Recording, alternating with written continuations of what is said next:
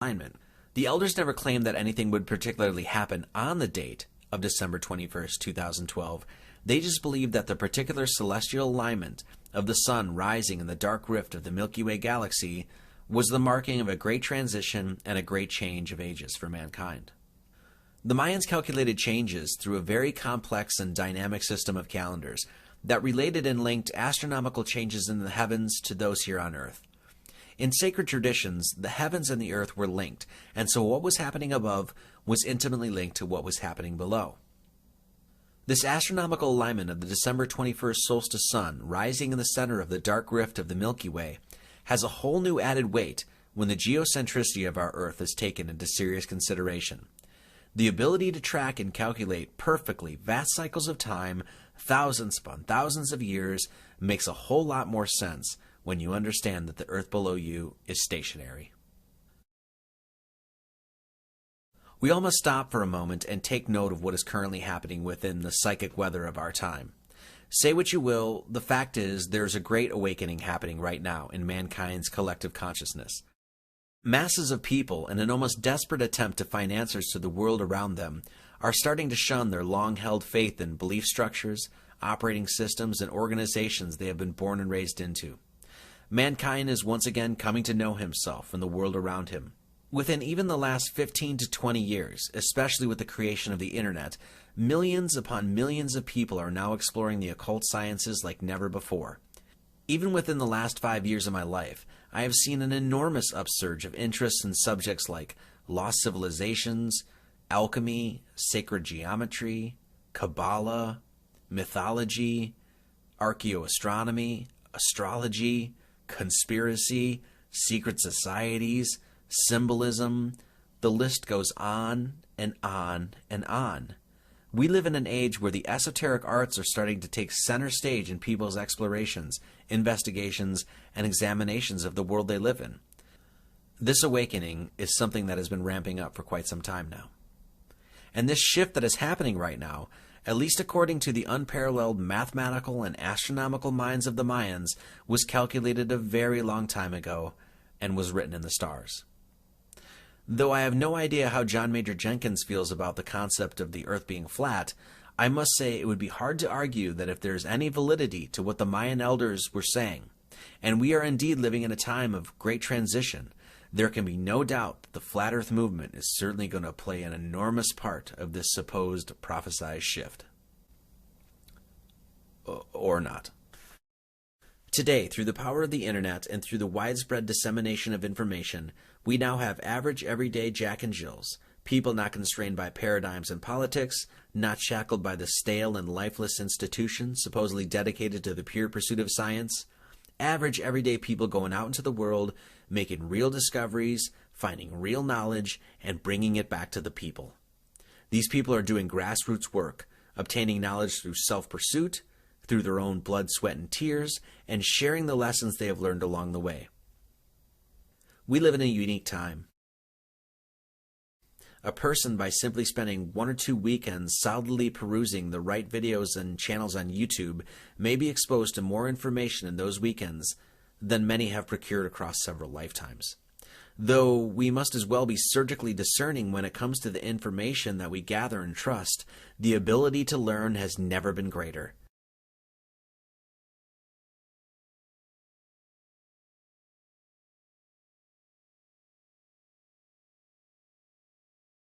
We should be grateful we live in a time that the great book of occult knowledge is being opened wide by so many scholars, researchers, and seekers who pursue their interests for no other reason than the great and undying passion they have for truth.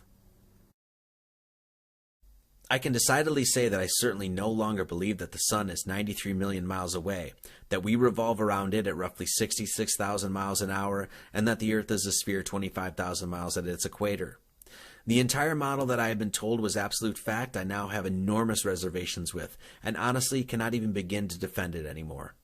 The amount of paradoxes, anomalies, dubious, problematic, and unproven ideas one has to swallow in order to wholesale endorse such a model is now very clear to me to be too extensive and numerous to continue putting any sort of faith or focus on such an explanation of our earthly system.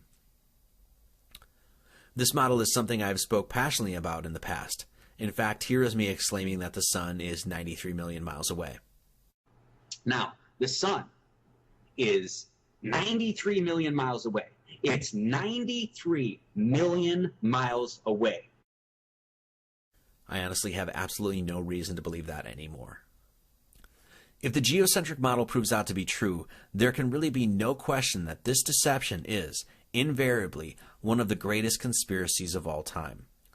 If such is true, mankind has been sold a lie since the day we were born, and that lie was a lie dreamed up by extremely intelligent dark occult forces, people who have been at work for over several generations. And what is ultimately being hidden and stolen is man's destiny, purpose, and direct proof of his place at the center of all creation. For those who believe it is just too impossible for a conspiracy of such magnitude to exist, and that an elite bloodline or corrupt group of individuals could not fabricate and engineer such a complex conspiracy over several lifetimes, you must consider the following. The York Minster Cathedral, one of the largest Gothic cathedrals in Northern Europe, was completed in 1472 and took 252 years to complete. If a building project of such magnitude can continue on for hundreds of years, over several generations, why would you suppose the engineering and building of a conspiracy could not do the same? For those asking what is the point of lying about the shape of the earth, I would offer this. Throughout my studies, research, and long process of spiritual growth, I came to an immovable understanding and intrinsic recognition of the scintilla and spark of the Great Spirit within all things. It is something that I have held within the center of my heart. It is something that I see without eyes. It is unwavering in my psyche. Such a revelation has empowered me like never before.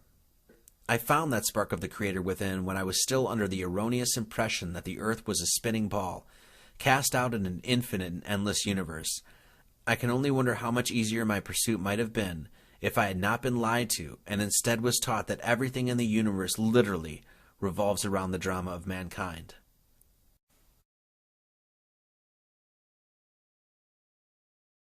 If I would have been taught that the earth is the center of everything, I can only imagine it would have been that much easier to find the center of myself.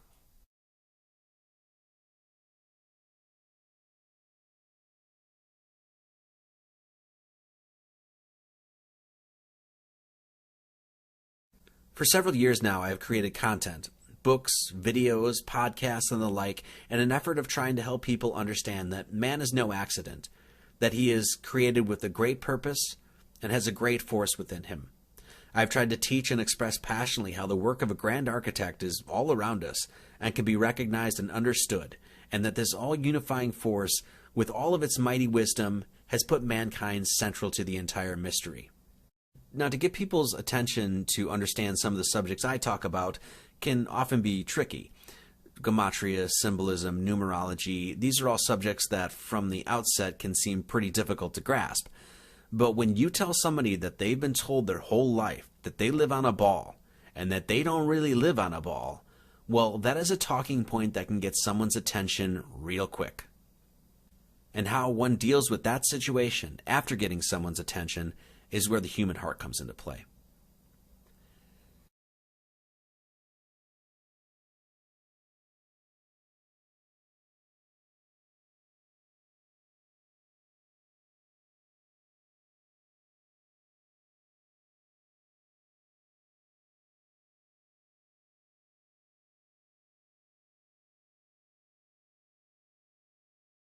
The great secret of life is not an elusive one. Everyone knows it well, for it is lodged deep within our chests, and our inner voice reminds us of it all the time. This dimension we inhabit is a moral dimension. Existence itself delivers us into a gradation of experience that includes intense pain and evil and immense joy and love. And man, maneuvering through this oft-perceived madness, regularly finds himself rejoicing in sin and agonized by love. We are given great highs and great lows, and our ultimate task is to navigate through these oceanic swells, anchoring every decision and every action with the goodness of our hearts. What is the purpose of life? What is the meaning of existence? What on earth are we doing here?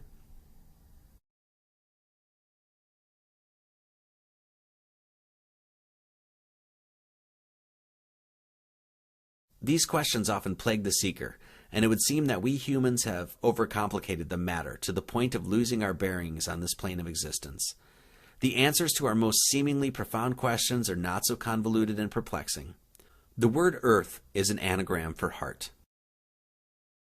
What are we doing here, you ask? It is no grand mystery to recognize that man's goal on earth is simply to find and secure the love he has in his heart.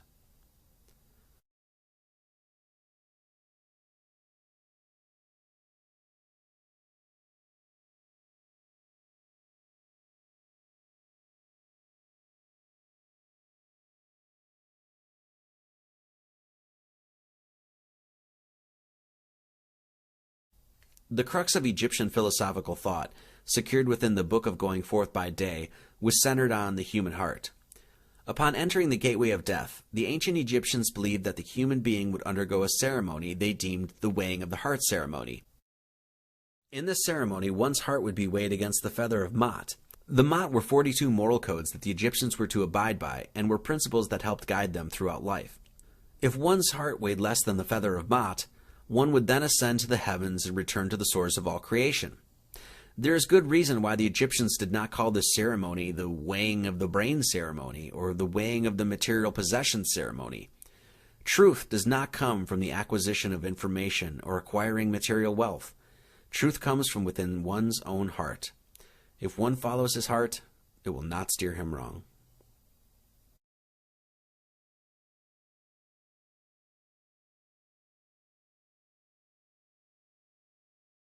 For all you English gematria hounds out there, the weighing of the heart ceremony equals 132, and there are 42 principles of Ma'at, the very feather that is weighed upon the scales. 132 divided by 42 is 3.142, or pi.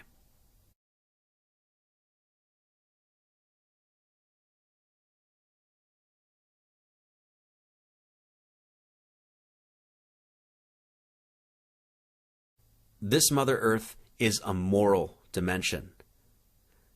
Mankind's litmus test is a litmus test of his heart. It is a test of his morality.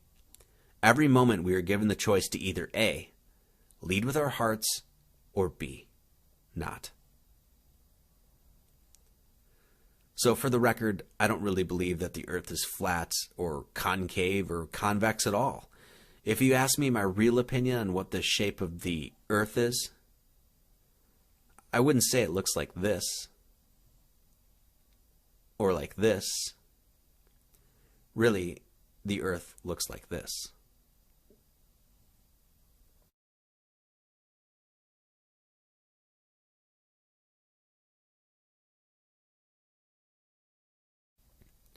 Nah, I'm just kidding. Shit's flat as fuck. Much love to all.